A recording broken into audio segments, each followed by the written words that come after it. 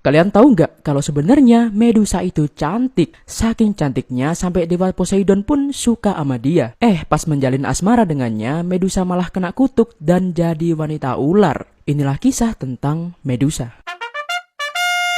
Medusa adalah salah satu sosok monster dari mitologi Yunani. Dikatakan doi adalah anak dari dewa laut dalam bernama Phorcys dan ibunya yang juga merupakan dewi laut bernama Ceto. Medusa lahir berbarengan dengan dua saudara perempuannya, yaitu Steno dan Euryale. Dari kedua saudarinya ini, hanya Medusa lah yang fana. Padahal mereka bertiga ini lahir dari dua entitas dewa. Harusnya anaknya ya dewa semua dong. Namun nyatanya cuma Medusa yang fana dan harus menerima keadaannya sebagai manusia biasa.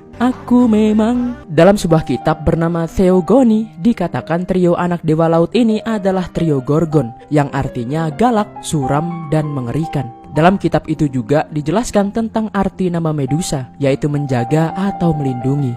Dalam kisah hidupnya, Medusa punya dua cerita. Yang pertama, katanya Medusa emang dari lahir udah jadi wanita ular. Namun di versi yang kedua dan yang terkenal, Medusa telah dikutuk oleh Dewi Athena saat Athena mengetahui Poseidon menjalin asmara dengan Medusa. Athena yang dalam hatinya udah ngedumel malah memergoki Poseidon dan Medusa berduaan di kuilnya. Karena marah banget, Athena kemudian mengubah Medusa menjadi wanita ular itu. Gak cuma itu toh, Athena juga menyertakan sebuah kutukan kepada Medusa. Sebuah kutukan di mana siapapun dan apapun yang memandang mata Medusa akan menjadi batu.